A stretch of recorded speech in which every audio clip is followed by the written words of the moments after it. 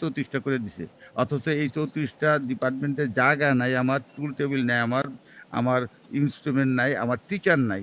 এরকম একটা ফেজ এখন যদি আমাকে বলেন শিক্ষক বাড়াই দিলাম, এদেরকে এখনই যারা আছে বসতে দিতে পারছে না। আমার এখানে একটা কন্ট্রোলার সেকশন আছে, আমার ভাবতে অবাক লাগে, 2টা রুম, 3 জন মানে ওখানকার কর্মকর্তা 3 জন আছে, মানে সর্বসাকুল্যে একজন পিয়ন, 2 জন কর্মকর্তা, কন্ট্রোলার নিচে। ঢাকা বিশ্ববিদ্যালয়ে রেজিস্ট্রেবিলের এন্টায়ার ৩য় ফ্লোরটাই কন্ট্রোলার সেকশন, হুইচ মিনস সেখানে ৪০-৫০টা রুম আছে, ১০০-র উপরে মিনিমাম ১০০-র উপরে কর্মচারী আছে, আর আমাদের ৩ জন নিয়ে চালাচ্ছি। ইমাজিন আমরা কি সংকটে আছি, আমি যাই, এটা কেমনে পসিবল আমি যাই না। আমি সংকট বলবো না, এটা কিভাবে সম্ভব সেটা আমি বুঝি না। বুঝতে পারতেছেন? আমি এখন রুম দিতে পারছি না। ১ম আইসা আমি যেই কাজটা করছি, কেন ২য় ফেজে একাডেমিক বিল্ডিংগুলো হলো না? এখনো ২য় ফেজ কিন্তু শেষ হয়ে গেছে এই গত জুনে, এই বছরের জুনে শেষ হয়ে গেছে। এক্সটেনশন করছে আগামী বছরের জুন, তার মানে আমার হাতে আছে ৯ মাস। এই ৯ মাসের মধ্যে কি আমি ২য় ফেজের একাডেমিক বিল্ডিংগুলো তৈরি করতে পারবো? আমি জানি না। আমি অলরেডি তাদেরকে কয়েকবার তাগাদা দিয়েছি।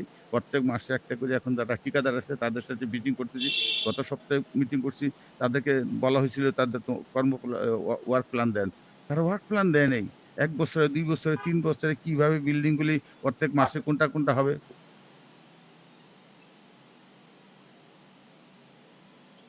ওয়ার্ক প্ল্যান দেয় নাই, কাজ করতেছে। মানে তাদের কোনো গোল নাই, টার্গেট নাই, কাজ করতেছে। এভাবে তো হইতে পারে না। We need strong monitoring. সেই মনিটরিংটা হয় নাই। যার কারণে এই বিশ্ববিদ্যালয়ে আসলে বিল্ডিং হয় নাই, ছাত্র ভর্তি হয়ে গেছে এবং ছাত্র চূড়ান্ত পর্যায়ে ভর্তি হয়ে গেছে। একটা টেকনিক্যাল বিশ্ববিদ্যালয়ে শত স্টুডেন্ট ভর্তি করার কোনো স্কোপ নাই। একটা ডিপার্টমেন্টে বড়জন ২০, ২৫, ৩০, ৪০ জন, এর বেশি না। টেকনিক্যাল সাবজেক্ট করা সম্ভব না।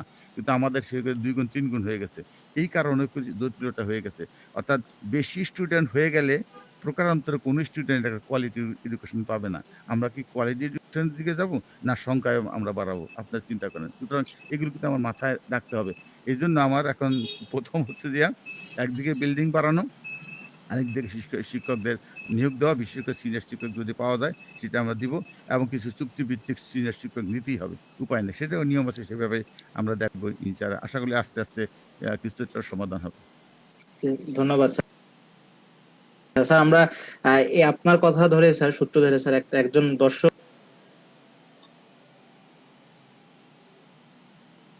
হচ্ছে কমেন্ট করেছিলেন যে প্রতিটা ডিপার্টমেন্টে আমার কলিগ বলতে শিক্ষক যারা আছে তাদের সাথে এবং অন্যান্য কিছু উপরস্থ যে সমস্ত পদস্থ কর্মকর্তা আছে এখানে স্থানীয় প্রশাসনের অনেকের সাথে আলাপ করছি, অধিকাংশই চাচ্ছে যে ভর্তি পরীক্ষায় যে অনেক ছাত্রছাত্রী ভর্তি করে এটা কাট ডাউন করবো। আমি অবশ্যই এটা কাট ডাউন করবো। আমি এটাও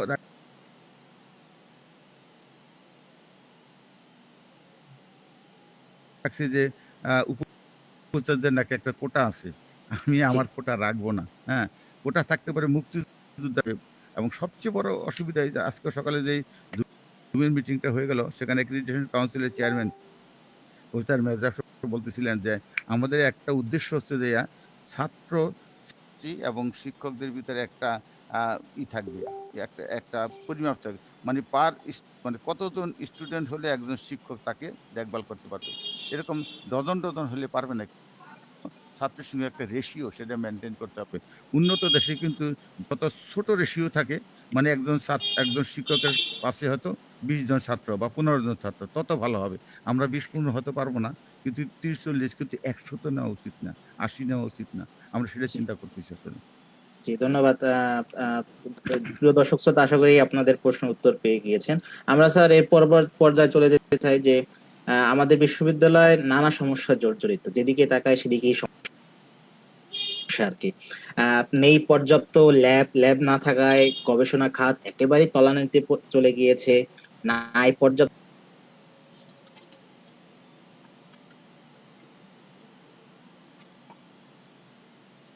ক্লাসরুম। আপনি স্যার হয়তো জেনে থাকবেন যে আমাদের বিশ্ববিদ্যালয় ক্লাসরুমকে কেন্দ্র করে সংঘর্ষ পর্যন্ত হয়েছে। আমাদের বিশ্ববিদ্যালয়ে নাই আবাসন সুবিধা। মাত্র বিশ্ববিদ্যালয়ের ১৫ থেকে ১৬ বা সর্বোচ্চ ১৮% পর্যন্ত শিক্ষার্থী আবাসন সুবিধা পেয়ে থাকে। এর বাইরে অধিকাংশ শিক্ষার্থী থাকছে বিশ্ববিদ্যালয়ের বাহিরে। এর ফলে তাদেরকে গুনতে হচ্ছে মোটা অঙ্কের বাসা ভাড়া, সমস্যার সম্মুখীন হচ্ছে বিভিন্ন সময়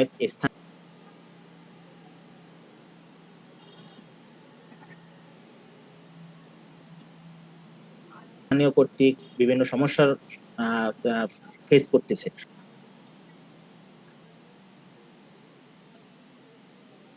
স্যার এই সব বিষয়গুলো যে পর্যাপ্ত ক্লাসরুম, ল্যাব, গবেষণার জন্য উন্নতিভাবে করা ইকুইপমেন্ট আনতে পারবো, টিচার ট্রেনিং আছে বা তারা পড়াইতে পারবে, কিন্তু জায়গা না থাকলে খোলা মাঠে তো এটা করা যাবে না। জি। আমার এই জন্য বলছি ওইটা আমাদের লাগবে, ওইটার জন্য আমি এখন চিন্তা করতেছি কিভাবে। এবং এখানে আরেকটু বলে রাখি,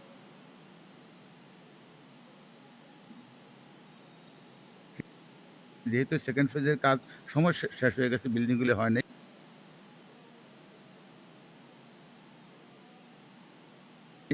এবং থার্ড ফেজ শুরু হয়ে গেছে। আমি এখন বলতেছি যে আমরা থার্ড ফেজটাকে ধাক্কা দিয়ে সরাই দিব না, আমরা থার্ড ফেজে এখনো শুরু করে দিব। কারণ প্যারালাল দুইটা ফেজ চলবে, ফার্স্ট সেকেন্ড ফেজ চলবে এবং থার্ড ফেজ একত্রে চলবে। সেকেন্ড ফেজের কাজও অগ্রসর হবে, থার্ড ফেজ অগ্রসর হবে। তা না হলে একটা একটা করে করলে এই সমস্যাটা কিন্তু আমাদের থেকেই যাবে। এইটা একটা।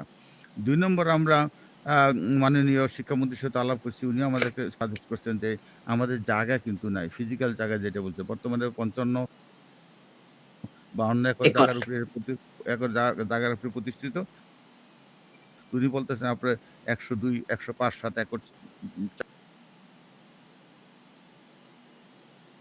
চান, টোটাল নিয়ে আরো ৫০ একর চান এরকম। তো আমি চিন্তা করছি যে সেটা প্ল্যান করব। কিন্তু জায়গা চাইলে তো হবে না। এই জায়গাটা কিভাবে বাড়বে তা দেখানো। সেই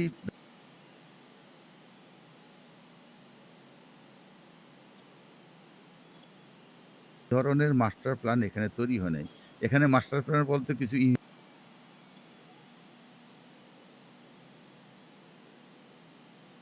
ইঞ্জিনিয়ারিং প্ল্যান আছে। কারণ আমি যদিও জিওগ্রাফির ছাত্র, সুতরাং আমরা মাস্টার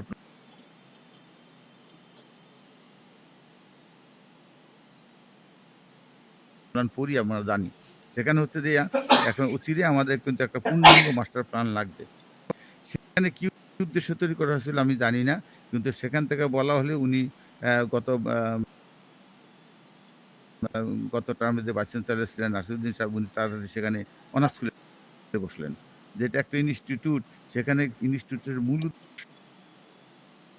হচ্ছে কিন্তু গবেষণা করা, ছোটখাটো বড় ট্রেনিং দেওয়া। কিন্তু সেখানে না যে অনার্স করে বসছেন এবং অনার্স করছেন যে একটা সাবজেক্টে, সেটা ট্রিপল ইর সাথে কাছাকাছি। এখন সেই ছাত্রগুলি আইসা বলতেছে যে ওখানে এখান থেকে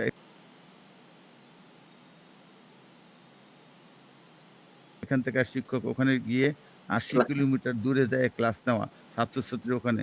এখন তাদেরকে অচিরেই যখন ওখানে বলা ছিল যে আমার ৩০ একর জায়গার উপরে প্রতিষ্ঠিত হবে, ৩ একর জায়গাও নাই, অন্য একটা স্কুলের সাথে বা কলেজের ইনস্টিটিউটের সাথে, কলেজের কলেজের সাথে, রুমে কলেজের রুমে কলেজের ২টা রুমে।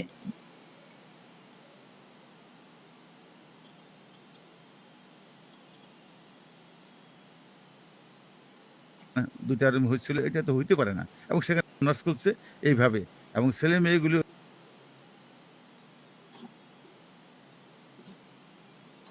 আমি মাননীয় শিক্ষামন্ত্রীর সাথে আলাপ করছি যে ওই ইনস্টিটিউটটা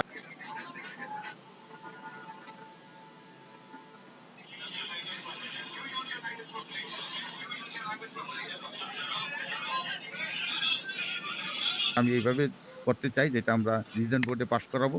ছাত্রছাত্রী ওনাদের সাথে আলাপ করবে। এই ইনস্টিটিউটের মাধ্যমে ২ টা কাজ করা যায়। একটা হচ্ছে যে গবেষণা করতে হবে উচ্চ লেভেলের। কিন্তু আমরা কিন্তু উচ্চ লেভেল লাগবে। তাকে যদি বিদেশে এক্সপোর্ট করতে চায় সিঙ্গাপুরে, সে যায় ওখানে সলার ঝাড়ু দিয়ে ঘর ঝাড়ু দিবে না। সে ভ্যাকুয়াম ক্লিনার চালাতে জানতে হবে। সে ওই আমাদের ট্র্যাডিশনাল সিস্টেমে জ্বালাইয়া পাক করবে না। সে সেখানে ইন্ডাকশন কুকিং জানতে হবে। এবং সে টেকনোলজি। তাহলে আমরা যদি এই ইনস্টিটিউটের মাধ্যমে লার্জ স্কেলে শত, শত হাজার, হাজার শর্ট টার্ম, মানে কয়েক সপ্তাহ, কয়েক মাস ডিপ্লোমা এরকম ট্রেনিং গুলি যদি দিতে পারি, তাহলে এই এলাকার আশেপাশে অঞ্চলের এই যে লোকগুলো চাকরি পাবে। এবং এটা অত্যন্ত গুরুত্বপূর্ণ আমার কাছে মনে হয়।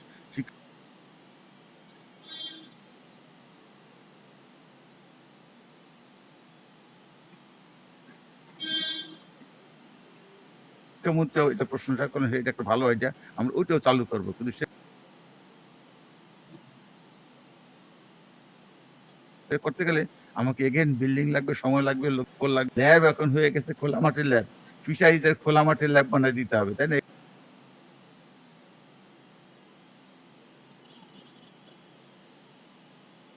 এগ্রিকালচার, বোটানি ডিপার্টমেন্ট খোলা মাঠে ল্যাব দিতে হবে। জিওগ্রাফি, ডিজাস্টার ম্যানেজমেন্ট খোলা মাঠে তাদের ল্যাব লাগবে, এবং সেখানে শুধু খোলা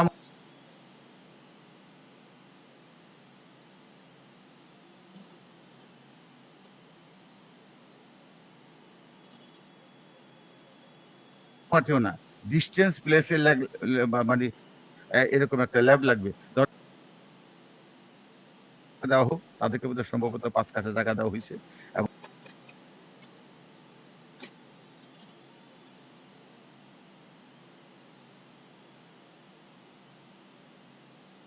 সেই তাদের সাথে এমইউ হওয়ার কথা গত 10 বছরে।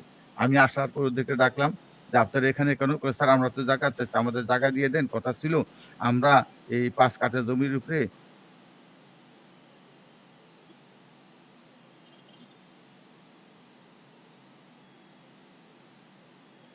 দশ তলা ফাউন্ডেশন দিয়া একটা বিল্ডিং বানাবো, 2 তলা বানানোর পরে 3 তলা থেকে আপনারা নিচ করে 4-5-7 তলা তৈরি করবো, এক্সটেনশন করবো। ছাত্রদের ফ্যাসিলিটি থাকতে পারে, যেমন বাদন আছে, রোভার স্কাউট আছে, বিএনসিসি আছে, ওদের ফ্যাসিলিটি সেখানে দিয়ে দিব, দিনের ফ্যাসিলিটি দিয়ে দিব। ওখানে অনেক ভার্চুয়াল প্ল্যাটফর্ম দিতে পারে ছাত্র, এই যে সাংবাদিক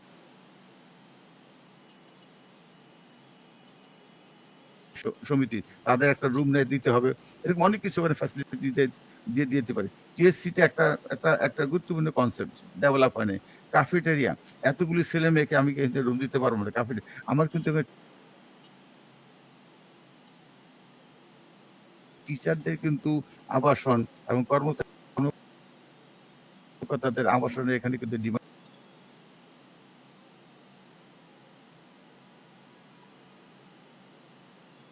জানবো, অফিস থেকে জানতে চাইবে যে আমাদের এই এলাকার গোপাল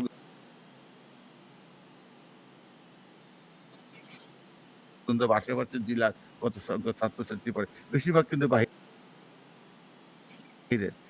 যেহেতু বাহির থেকে আসছে, এদের কিন্তু আবাসন লাগবে।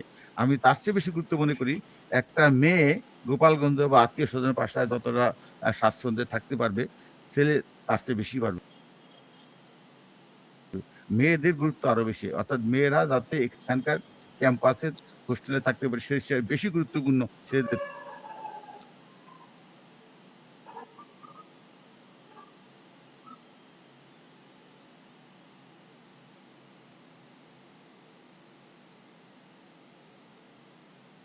আমাদের ছাত্রছাত্রীদের বিল্ডিংটা এখানে তৈরি করতে হবে। তারপরেও শিক্ষক কর্মকর্তাদের জন্য কিছু আবাসন লাগবে, এই কারণে কিছু কিছু তৈরি হয়েছে, কিন্তু যে বলতেছি থাকতে পারছে না, এই কারণে তারা দেখে তাদের ইকোনমিক গেইনটা। সেখানে আমাদের কিছু মূলনীতি চেঞ্জ করা, যাতে যেমন হাউস টিচার, যেমন প্রভোস্ট, যেমন প্রক্টোরিয়াল টিম, তাই না? এদের কিন্তু সার্বক্ষণিক ক্যাম্পাসে থাকতে হবে। তারপর ডাক্তারকে সর্বক্ষণ থাকতে হবে। আমি এসেই কিন্তু ডাক্তার নেই সব ডিমান্ড। আমি গত অক্টোবরের এই মাসে অক্টোবরের 1 তারিখ থেকে একজনকে অ্যাপয়েন্টমেন্ট দিয়ে দিচ্ছি, যে ডাক্তার আগে ছিল, মানে 6 মাস আগে ছিল, সে নাকি ভালো। ওনাকে বলছি, he agreed, he is very kind enough, এবং উনি অলরেডি জয়েন করছে আমাদের এখানে। একজন দিয়ে দিছি, আমার ইচ্ছা আছে আরো। ধন্যবাদ স্যার। আমরা খুব একটা চমৎকার তথ্য জানলাম যে আমাদের বিশ্ববিদ্যালয়ে দীর্ঘদিন যাবত ডক্টর ছিলেন না। আমাদের যে মেডিকেল সেন্টার খুবই জর্মাকীর্ণ অবস্থায় 2টি রুমের মধ্যে অবস্থান করছিল। কোনো ডক্টর ছিলেন না দীর্ঘদিন যাবত, কোনো শিক্ষার্থীরা কোনো চিকিৎসাও পেতেন না। যেখানে গেলেই সরাসরি বলতো যে গোপালগঞ্জ সদর হসপিটালে চলে যাওয়ার জন্য।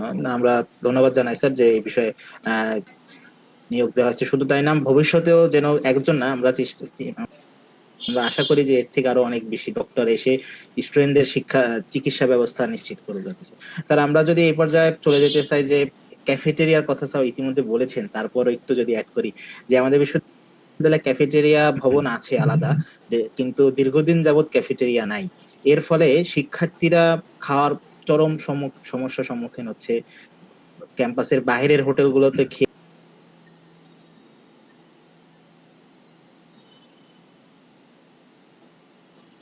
খুব পচা খাবার উচ্চ মূল্যে কিনে খাওয়া লাগতেছে। পাশাপাশি বিশ্ববিদ্যালয়ে স্থায়ী খাবার পানির ব্যবস্থা নাই। কোন রকম টোটাল বিশ্ববিদ্যালয়ের খাবার পানিটা ডিপেন্ড করে। সুস্বাস্থ্যের জন্য সুপেয় পানিটা অত্যন্ত গুরুত্বপূর্ণ। আমি প্রথম এসে এটাকে দেখেছি।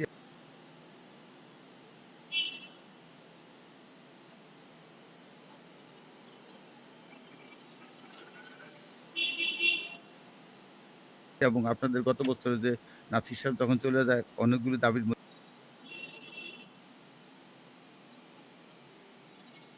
পানিটা একটা দাবি ছিল। আমি দেখেছি অলরেডি আমি মন্ত্রী মহোদয়ের সাথে আলাপ করছি এবং এখানে আমাদের ইঞ্জিনিয়ার সেকশন বলতেছে যে খুব কাছেই নাকি একটা সুপেয় পানির একটা আধার আন্ডারগ্রাউন্ডে প্রায় ২৭ পাশে নিয়ে আসবো। যাতে করে আমাদের ছেলেমেয়েরা এবং শিক্ষক কর্মচারীরা সবাই সুপেয় পানিটা পায়। এটা অত্যন্ত গুরুত্বপূর্ণ একটা খাবারের ব্যাপারে। দ্বিতীয় আসা যাক আপনি যেটা বলছেন ক্যাফেটেরিয়া।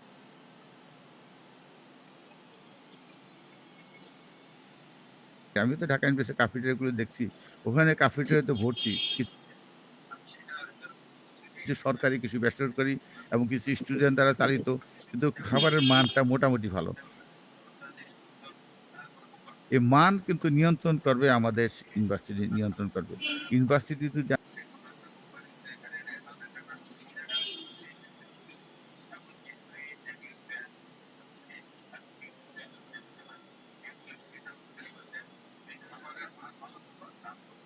আমি এখনো মনে করি ভালো ফ্যাসিলিটি দেওয়া যায়। অর্থাৎ ছেলেমেয়েরা খেতে পারে।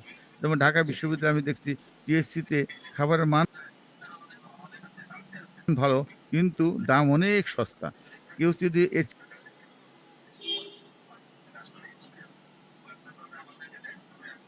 চেয়ে একটু বেশি খেতে যায়, তারা অনেক আছে ডাচে আছে তার পাশেই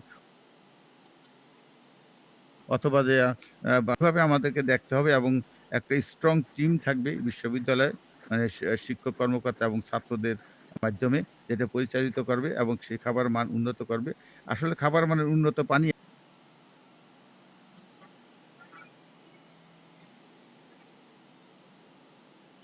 একটা এটা সত্য।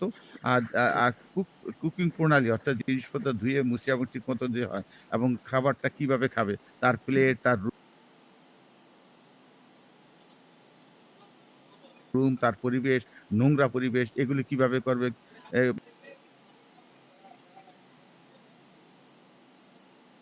মানে রান্নাঘরের পরিবেশ, টয়লেটের পরিবেশ এবং খাবার টেবিলের পরিবেশ। এই ৩ টা পরিবেশ ছাত্রদের জন্য চট করে চলে আসছে সকালের ক্লাসটা ধরার জন্য। একটু ফাঁকে যায় হয়তো ৯টা ১০টার দিকে একটু খেয়ে আসলো এটা। আর হলের যেটা সেটা কিন্তু একেবারে ভিন্ন জিনিস।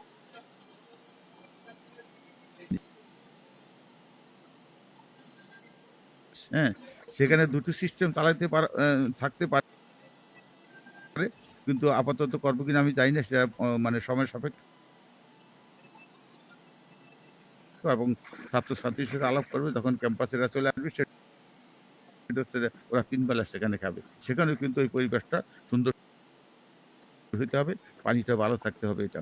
পানিটা যদি আমি একেবারেই না পাই সেখানে তাইলে হয়তো আমাকে যেতে হবে যে গোপালগঞ্জ যে ডিপিএসসি তারা পানিটা ভবিষ্যতে কিভাবে ম্যানেজ করবে বা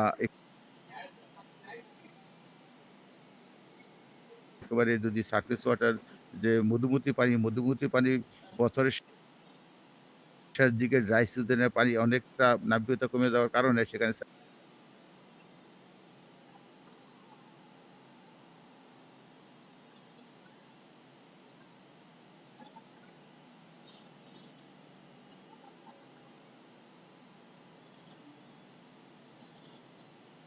স্যালিনিটি বেড়ে যায়। আবার এখানে আর্সেনিক প্রবলেম গুলো আছে। সুতরাং আমাকে দেখতে হবে যা হয়তো কাছে হোক অথবা দূরে হোক এটা করতে হবে।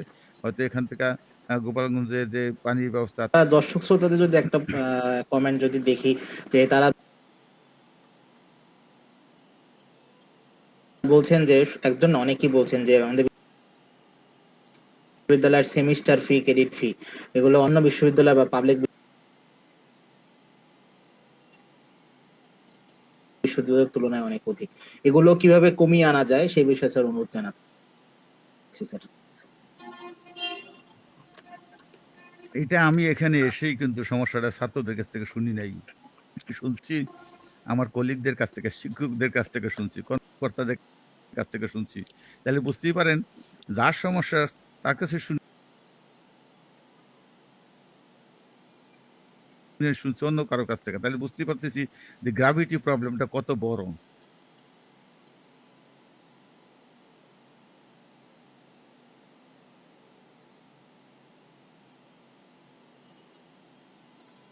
সমস্যাটা অনেক বড় সমস্যাটা। জি। 19,000 টাকা আমি দেখলাম চার্জ করা হয় একটা ছেলের ভর্তির কাছে। সময়। ঢাকা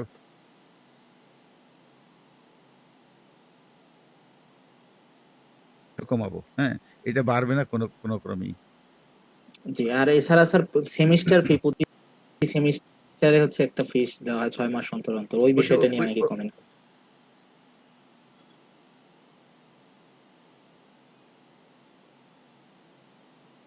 ওইটাও একই জিনিস ওইভাবেই এই যে কমাইতে হবে আরকি। এই ফিসটা জি, সব যোগ করে কিন্তু একটা বড় অঙ্ক হইতো। জি, ওই জি, জি। ছোট বিশ্ববিদ্যালয়ে স্থায়ী শহীদ মিনার নাই। আ বিশ্ববিদ্যালয়ে নাই কোনো অডিটোরিয়াম যেখানে কোনো প্রোগ্রাম করার কোনো সুযোগই নাই। নাই বিশ্ববিদ্যালয়ে একটি প্রধান ফটক।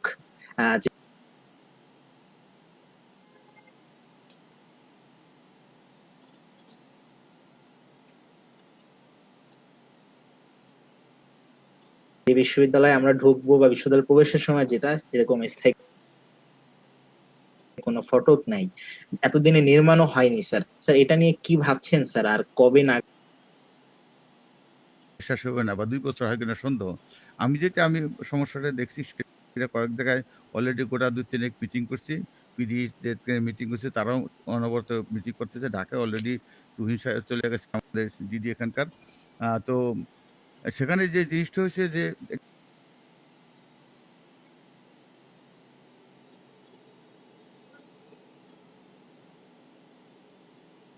এটা ৩ টা জিনিস। একটা হলো যে আমাদের মেইন ফটক গেটটা। তার সাথে আমাদের বঙ্গবন্ধু মুরাল আছে এবং সেটার সাথে শহীদ মিনার এবং বঙ্গবন্ধু মুরালটা কিন্তু একটা কমপ্লেক্স। কমপ্লেক্স মানে এটা শুধু ১৪ই ডিসেম্বর অথবা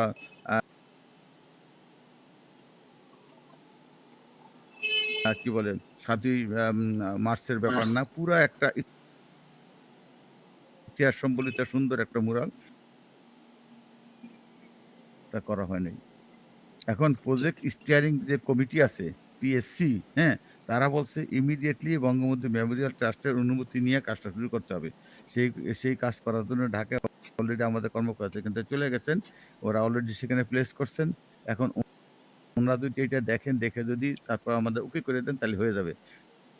তখন কাজটা থাকবে শুধু আমরা টেন্ডার সা ই ই আহ্বান করব এবং তারপরে পেয়ে গেলে কাজ শুরু করব। এবার আসি আমরা ইয়ের ব্যাপারে যেটা হচ্ছে আমাদের অডিটোরিয়াম। এখানে অডিটোরিয়ামটা কিন্তু ১ম দিকে ছোট্টই ছিল। তারপরে জি, হঠাৎ করে কেউ বা কারা বলতেছিল না বড় আকারের দক্ষিণে বাংলাদেশের দক্ষিণাঞ্চলের সবচেয়ে বড় অডিটোরিয়ামটা এখানে হবে। এখন একটা বড় অডিটোরিয়ামটা এখানে হবে, এটা তো বড় কৃতিত্ব না। কৃতিত্ব হলো যে অডিটোরিয়ামে সুন্দর একটা পরিবেশ থাকবে, ফাংশন থাকবে। বড় একটা অডিটোরিয়াম ২,০০০ লোক সেখানে যদি ওখানে অংশগ্রহণ করবে। যদিও তারা সবাই আসে না। তারপরে মাঝে, মাঝে বড় হইলে বাহিরে তাদেরকে এরকম স্ক্রিনের মাধ্যমে সবকিছু দেখানো হয়। ওখানে তারা অ্যাটেন্ড করে বাইরে থেকে।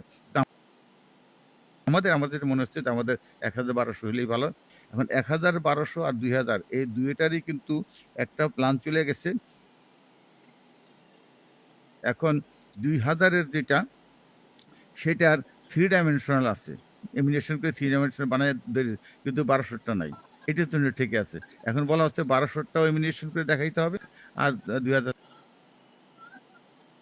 তো আছে ২ টার মধ্যে আমরা একটা অ্যাকসেপ্ট করব। এই পর্যায়ে ওরা অ্যাকসেপ্ট করলে আবার আমরা এতে চলে যেতে পারি। এই পর্যায়ে আছে। গেট তো একই জিনিস। এই ৩ টে একত্র হওয়ার কথা একসাথেই কাজ করবে। যদিও ৩ টা হয়তো আমি চাইবো না একই অর্গানাইজেশন পাক তাহলে কিন্তু ডিলে হয়ে যাবে। কিন্তু জি। তারা একই সাথে কাজ করবে। তো এটা আমার মনে হয় যে এই বছর তো বটেই, হয়তো ১ আধ মাসের মধ্যে আমরা কাজটা শুরু করা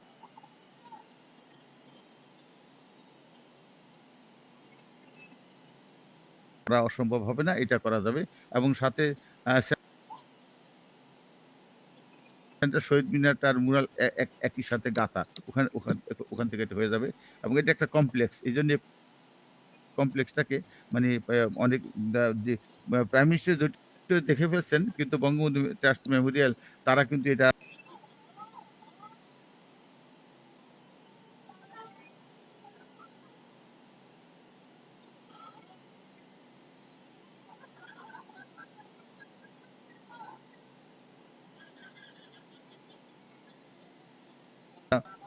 অধিকার আছে তাদের এটা দেখার। বঙ্গবন্ধুর সম্পর্কে কোনো কিছু যখন তৈরি হয়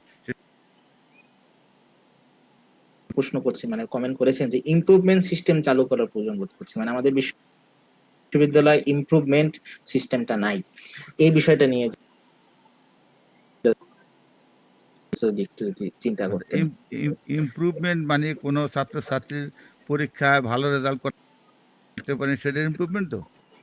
জি জি, এটাই তো। আমি হ্যাঁ, আমি পাশ করেছি, বাট আমি আশানুরূপ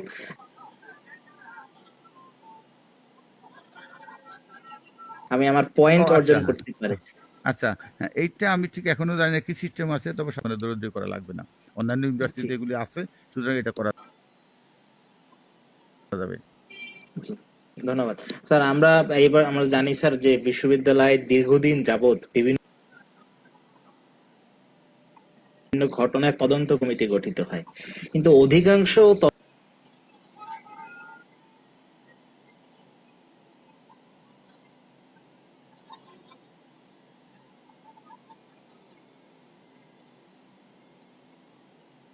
তদন্ত কমিটি, আমি যদি বিশেষ করে গত 1 বছরের কথাই বলি, অধিকাংশ তদন্ত কমিটির রিপোর্ট অনুযায়ী বিচার ওর মানি হয় না, বিচার তো হয়ই নাই এবং পরবর্তী তারা এনকারেজ ফিল করে এই সমস্ত কাজগুলি করতে। হ্যাঁ, আমি এখানে তদন্ত কমিটি এখন বেশ কয়েকটা আমরা কলিগদের সাথে আলাপ করছি, এক অফিসার আলাপ করছি। তাদের বেশ কয়েকটা তদন্ত কমিটির রিপোর্ট কিন্তু চাপা পড়ে আছে। অর্থাৎ এই নিয়ম হলে তদন্ত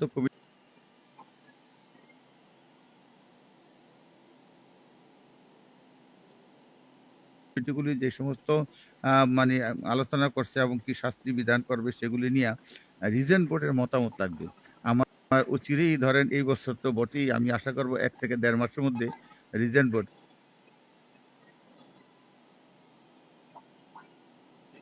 আপনি জানেন, অবাক লাগে যে একটা গত 2 বছর। বিশ্ববিদ্যালয়ে ২ বছর যাবৎ কোনো নাম্বার জি 2, যখনই কোনো একটা এরকম ইনসিডেন্ট ঘটে, হ্যাঁ? এটা ২ জি টা দিকে আমি দেখি। একটা হলো যে ইনসিডেন্ট যেটা ঘটে সেটা ঘটে গেছে। তদন্ত করতে জি, হবে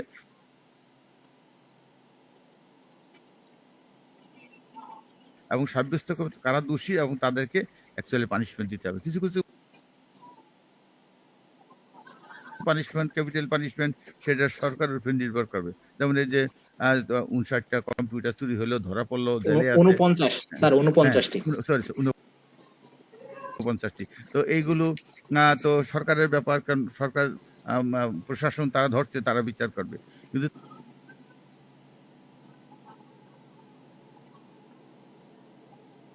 তারপরেও যে আমার ঘরে যে আরো ছোটখাটো হচ্ছে, সেগুলো তো আমাদের লাগবে। আমি আসার পরে এরকম ২-৪ টা ঘটনা ঘটছে। অনেক সাংবাদিক আমাকে প্রশ্ন করছে, "স্যার, এই যে তদন্ত কমিটি হচ্ছে, আপনি কি জানেন তদন্ত কি রিপোর্ট হয়েছে?" দেন আমি বলছি, "দেখেন, তদন্ত কমিটিতে আমি মেম্বার ছিলাম না, যেহেতু আমি অক্ষত অবস্থায় আছে এবং এটার কোনো নিরাপত্তাহীনতা, আমার ঘুম হয় না। এইগুলিকে কিভাবে ফার্দার চুরি না হয় সেটা বন্ধ করা। সেটা আমি করছি। থ্যাংকস গড যে গত ২ সপ্তাহে আমি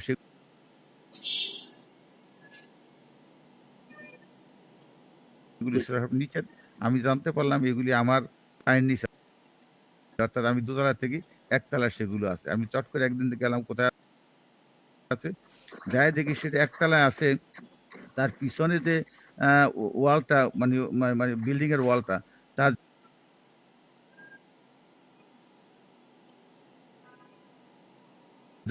জানলায় গ্রিল আছে কিন্তু জংলা হয়ে আছে। দিনের বেলাও যদি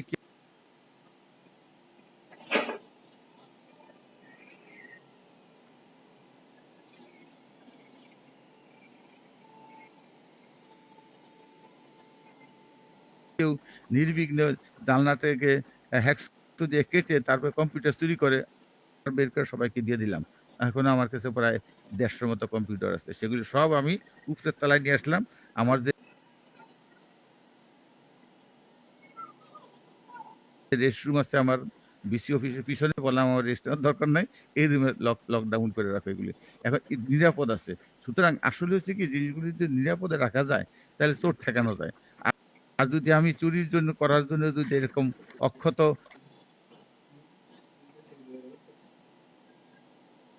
বা উন্মুক্ত জায়গায় রেখে দেয় তো চুরি হবেই। এটা তো চোরকে দৌড় দেওয়া যাবে না।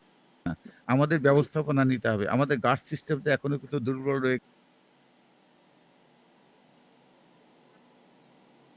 গেছে। আমি প্রায় রাত্রে জানি যে ওই জায়গায় গার্ড থাকার কথা, সে না থাকলে শাস্তি দেওয়া হবে পানিশমেন্ট ছাড়া। আর যদি পানিশমেন্ট না দেওয়া হয় তাহলে এরকম ঘটনা ঘটতেই থাকবে। তবে আমি বোর্ডের বিচারের জন্য আমি ওয়েট করছি, তারা কি দেখে সেটার পরে আমি আলোচনা করতে পারবো ওইগুলি সম্পর্কে। Thank you. ধন্যবাদ স্যার। স্যার, দর্শকদের আরেকটি প্রশ্ন ছিল, আমরা কিছুদিন পূর্বে দেখেছি যে পিরোজপুরে আমাদের বিশ্ববিদ্যালয়ের হুবহু একটি বিশ্ববিদ্যালয় স্থাপিত আইন পাশ হয়েছে বা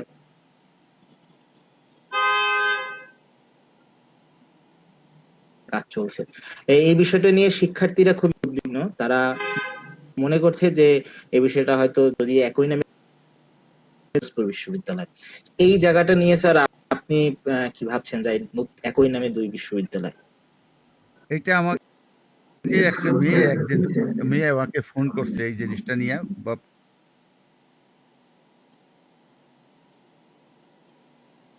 প্রায় ১ সপ্তাহ আগে। আমি তৎক্ষণিক ওকে বললাম, তুমি যে করলা এই যে আদেশগুলি হয়েছে কাগজপত্র কোথাও? স্যার আমার কাছে আছে। ও ফটোকপি করছে, তেমনি জোগাড় করছে, ইলেকট্রনিক আমার ইমেল সেটা দিয়ে দিছে। আমি ওইটা দেখছি। আগে কিন্তু বঙ্গবন্ধুর নামে ছিল না, আগে অন্য একটা নাম ছিল। পরে দিয়ে তারা কি চিন্তা করলো যে তারা পিরোজপুরে একই নামে একটা বিশ্ববিদ্যালয় হবে। এখন একেবারে হুবহু তো সেই নামটা নাই। একটা মানে লজিক্যালি যদি বলি, এটা হলে গোপালগঞ্জ, এটা হলে পিরোজপুর, তাই না? পিরোজপুর, ওই যে কমা দিয়া গোপালগঞ্জ, কমা দিয়া পিরোজপুর, এটাও কিন্তু নামের সাথে একটা। এখন এইটা সম্পর্কে আমি খুব একটা কমেন্ট দিতে পারবো না। এই কারণে যদি সরকার যদি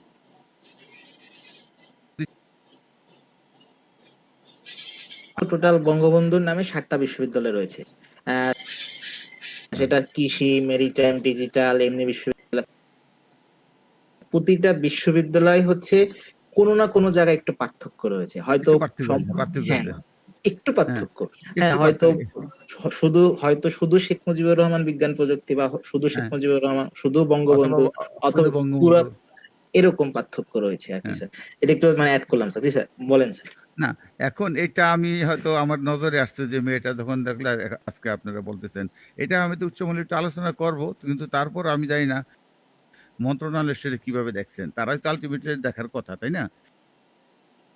ইউজিসি মন্ত্রণালয় এই যে অথরিটি, আমি ইউজিসির দৃষ্টি আকর্ষণ করবো এই ব্যাপারে। কিন্তু তারপরেও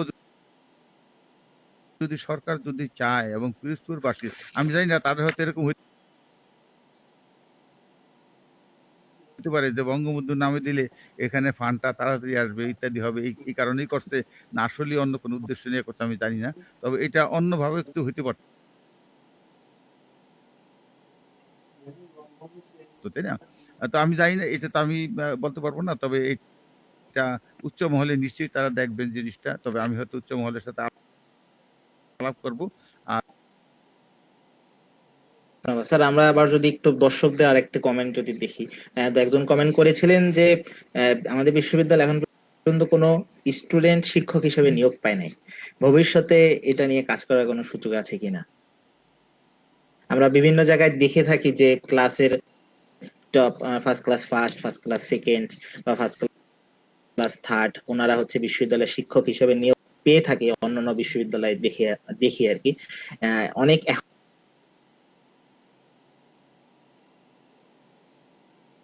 এখন পর্যন্ত আমাদের বিশ্ববিদ্যালয়ে এরকম নিয়োগ না পাওয়া, এই বিষয়টা জানতে চাচ্ছি। না, এখন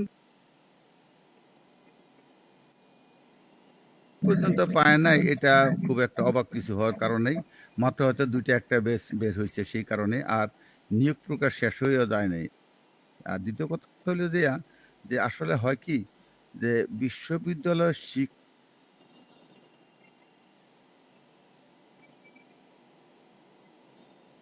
নেওয়ার ক্ষেত্রে আমার ব্যক্তিগত অভিমত, আমি অনেক জায়গায় বলছি,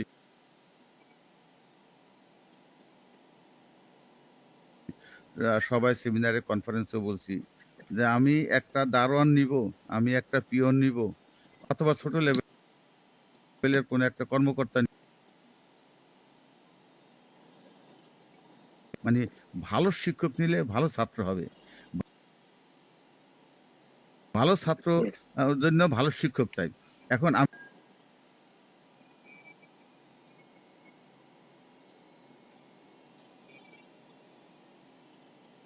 যদি কম্পিটিটিভ ওয়েতে মনে করেন ঢাকা হতে পারে, খুলনা হতে পারে, জাহাঙ্গীরনগর হতে পারে, if they are much better than us, কেন আমি বেটার বলছি,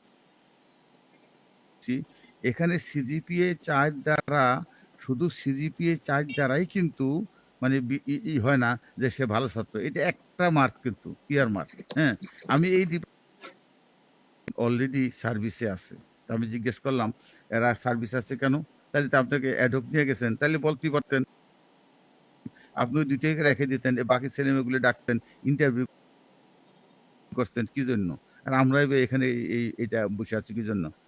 তো উনি বললেন যে স্যার আপনি আগে ঠিকঠাক করেন, পরে উত্তরটা দিব। তারপরে যেই আমরা দেখলাম ওই দুইটা, একটা ছেলে বা মেয়ে আসছে, আরো ভালো যোগ্য মানে স্টুডেন্ট আছে বা টিচারও যোগ্যতা আছে, দিতে পারি নাই।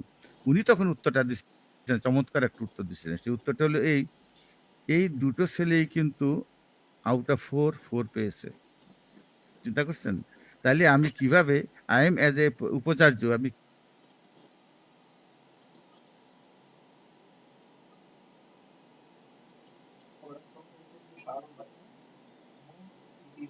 কিভাবে বুঝবো? আমি তো নাম্বারটা দেই নাই, দিছে অন্য দুইটা বিশ্ববিদ্যালয়, আমি নাম বলবো না, বিশ্ববিদ্যালয়ের নাম, সাবজেক্টে বলবো না, তারা দিছেন নাম্বারটা। তাহলে এ তো চাইলে সিজিপিএ দিয়ে গেছে, হাই সিজিপিএ হাই সিজিপিএ দিয়ে গেছে। এখন বলা বাহুল্য, এই ভাইরাসটা পাবলিক বিশ্ববিদ্যালয়ে ছড়িয়ে গেছে। আমি কোনো সময় আমার ব্যক্তিগত, আমার যে ডিপার্টমেন্ট, সেই ডিপার্টমেন্টে আমার কলিগদের সাথে প্রচন্ড তর্কে আমি লিপ্ত থাকতাম। আমি নাম্বার দেই রিজনেবল, এই ছেলেটা মেয়েটা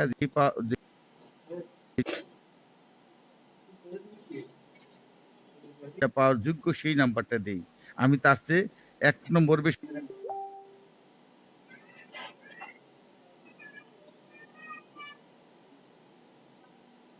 দিব না, 1 নম্বর কমও দিব না। তবে হ্যাঁ, একটা ছেলে মেয়ে যদি 60 পেলে, যদি সে ফার্স্ট ক্লাস হয়, সে যদি 59 58 পায়, তাহলে আমি 2 নম্বর জোর করে হলে দিয়ে দেবো, কারণ she is very close two 60, অর্থাৎ ফার্স্ট ক্লাস।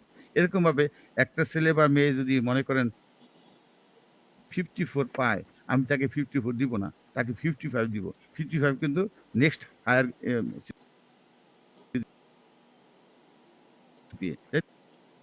তো আমি 49 দিব না, 50 দিব, আমি 79 দিব না, 80 দিব। হ্যাঁ, কিন্তু যদি 76 পায়, 76ও কিন্তু 4 পাইছে, তাকে আমি নিতে পারি নাই, অথবা 3.47 পাইছে, তাকে আমি নিছি। আমার নিজেরই একটা স্টুডেন্ট ছিল, সে আমার কাছে, সে থিসিস করছে, ভালো স্টুডেন্ট। এখন আমাদের ঢাকা ইউনিভার্সিটির কোনো একটা ডিপার্টমেন্টে সে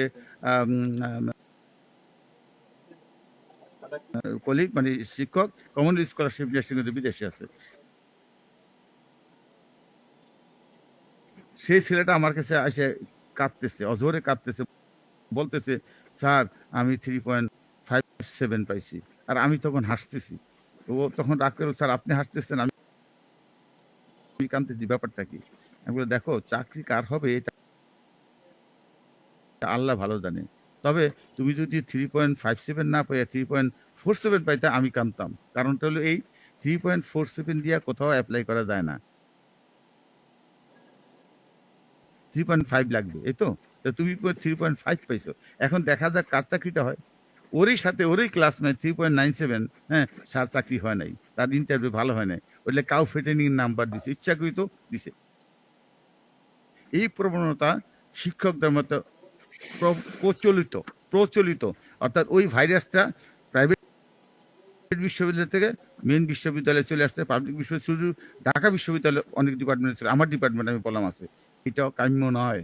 এই ধরনের ছেলে মেয়েকে যদি তারা এরকম লিখছে এবং কর্মজীবনে সেই তার লেখাপড়াটা কাজে লাগাইতে পারছে।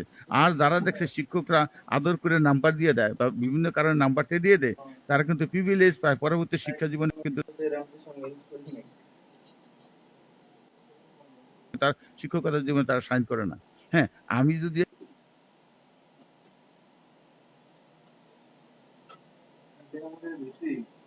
কম্পিটিটিভ ওয়েতে আমার বিশ্ববিদ্যালয়ের একটা ছাত্র সে যদি ভালো সিজিপিএ পায় এবং বোর্ডে ইন্টারভিউতে ভালো করে, ডেফিনেটলি আমি তাকে প্রাধান্য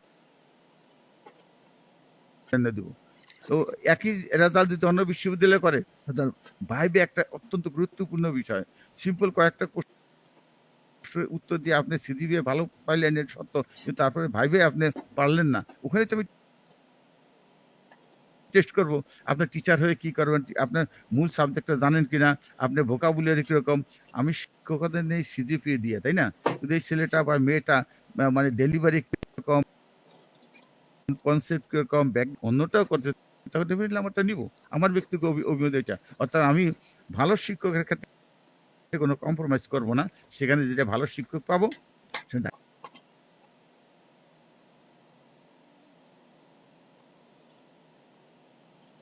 ঢাকা ইউনিভার্সিটির হোক, জাহাঙ্গীরনগর হোক বা খুলনার হোক, সেটা নিব।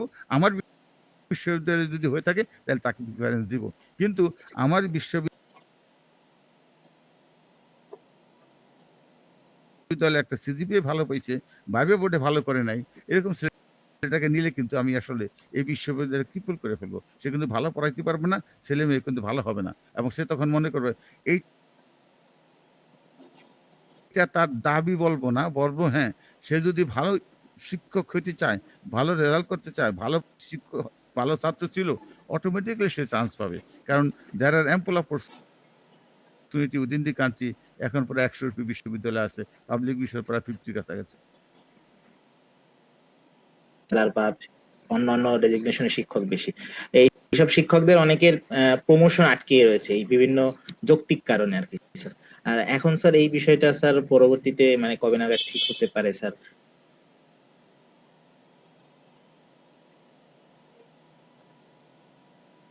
যদি একটু বলতেন। এইটা এগেন আমি আবারও বলছি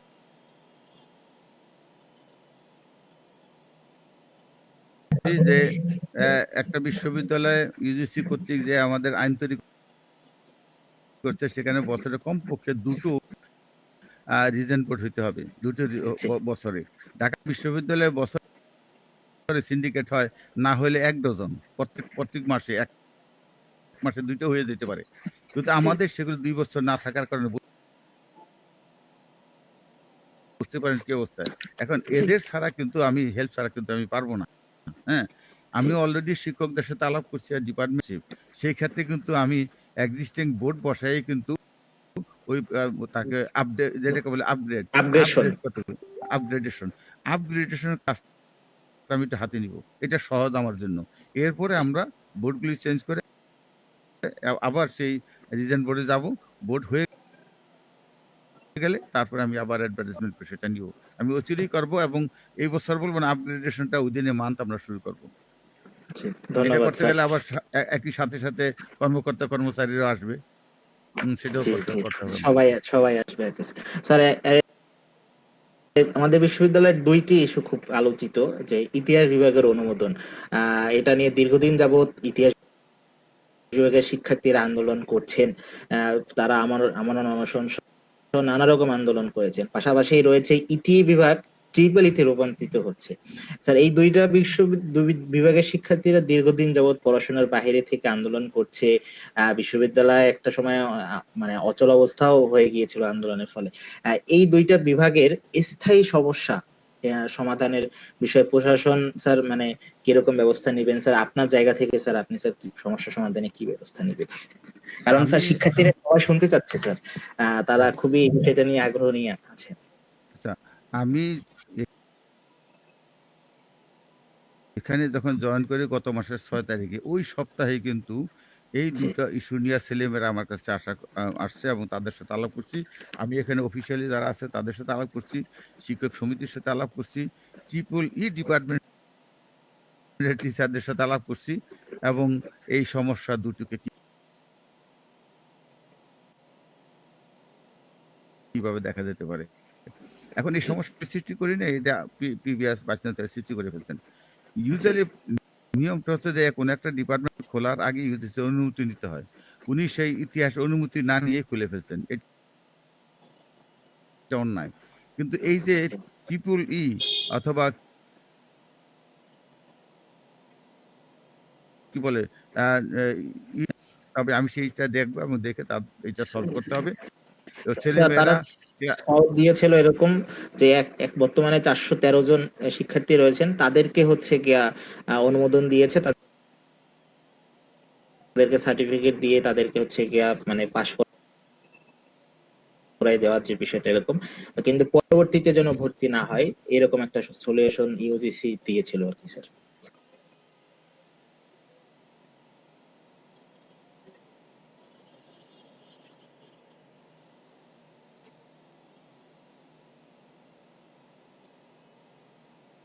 স্যার না, আমি এটা ইউজির সাথে আলাপ করব যে আসলে এতে তাদের অসুবিধা হবে না, কিন্তু তারপর একটা যখন একটা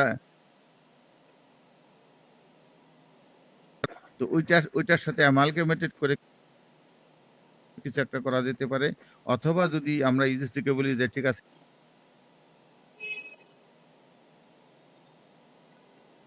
আমরা স্টুডেন্ট ভর্তি করব, সংখ্যা অনেক কম, সেটা একটা জি, সলিউশন হতে পারে। হ্যাঁ, এটাকে জি, পাস আউট দিতেই হবে। অর্থাৎ জি, মিনিমাম রিকোয়ারমেন্ট হলে যে যারা ভর্তি হয়েছে তাদেরকে পাস আউট দিতে হবে, এটা মিনিমাম রিকোয়ারমেন্ট। এটা এই যা যেই অন্যায় করুক না কেন ছাত্র অন্যায় করে নেই। 2 নম্বর হলো যে ইটিপি ইটিই ইটি এবং ইটি ইটি ইটিই থেকে এবং ট্রিপল ই। ট্রিপলি, এইটা নিয়ে আমরা উভয় পক্ষের সাথে আমরা আলোচনা করছি। উভয় পক্ষ মানে হলো যে ট্রিপলি ডিপার্টমেন্টের সাথে আলাপ করছি আর ওই জি, ছেলেমেয়েদের সাথে আলাপ করছি। ওরা যেহেতু হয়ে যাবে, ছোট হয়ে যাবে। আর যদি জি, ট্রিপলি হয় তাহলে ভালো হয়। হ্যাঁ, এটা কিন্তু তাদের দাবিটা অযৌক্তিক না। জি, ভেরি মাচ যৌক্তিক দাবি এটা। এবং আপনি দেখেন প্রত্যেকটা প্রাইভেট ইউনিভার্সিটিতে সবই ট্রিপলি, তাই না? এমনকি ঢাকা ইউনিভার্সিটির শেষ পর্যন্ত ট্রিপলিতে চলে গেছে। এখন জি, আমি যেটা বলতে চাচ্ছি সেটা হচ্ছে যে এদেরকে কিভাবে করব? তাহলে কি তাদের ওই আরেকটা ট্রিপলি ডিপার্টমেন্ট করব? সেটা তো করা যাবে না। একই ইউনিভার্সিটিতে ২টা ট্রিপলি কিভাবে, ওদের জন্য একটা করব, এদের জন্য একটা করব, এটা হইতে পারে না। আমি তখন দেন যারা ট্রিপলি আছে তাদেরকে বললাম যে কি করা যায়? তখন বলল যে স্যার ওদের তো সিলেবাসটা আমাদের মতো না। আমি বললাম ঠিক জি, আছে, আমাদের মতো না মানে কি এক্সাক্ট মতো না, না 80% কমন? 80% 75% কিছু কমন থাকবে।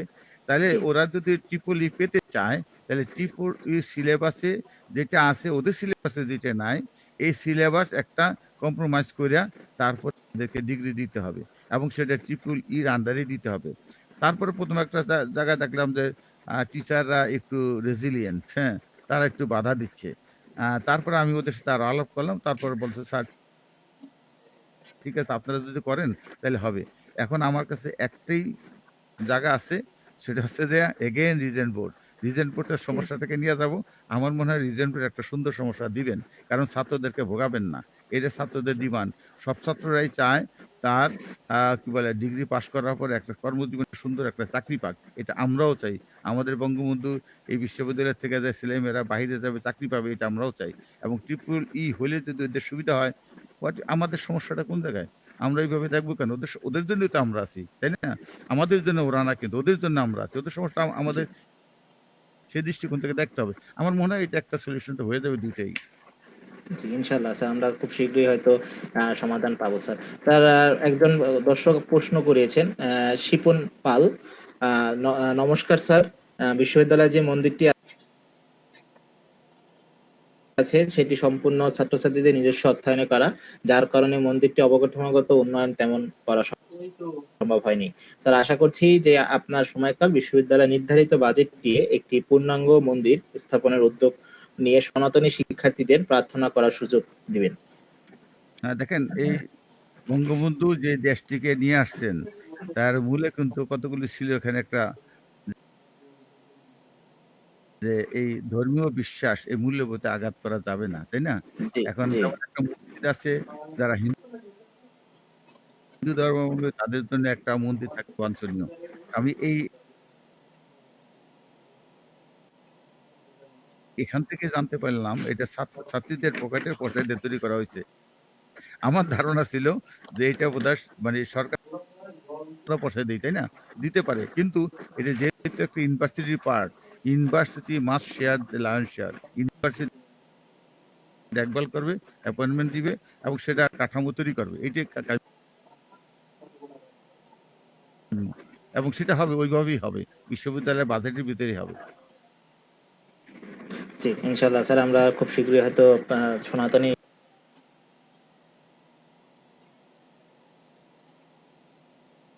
শিক্ষার্থীদের জন্য মন্দির আ উন্নত মন্দির আশা করব স্যার। স্যার আমরা স্যার এ পর্যায়ে চলে যেতে চাই স্যার পশ্চিমবঙ্গ বিপ্লবী মানে বঙ্গবন্ধু শেখ মুজিবুর বিজ্ঞান প্রযুক্তি বিশ্ববিদ্যালয় যোগদানের একটা বিশ্ববিদ্যালয়ে যখন একজন উপাচার্য আসে, চ্যালেঞ্জ গুলো নিয়ে আসে। কোনো জায়গায় চ্যালেঞ্জটা কম, যেমন ঢাকা বিশ্ববিদ্যালয় তেমন চ্যালেঞ্জ থাকে না। সামান্য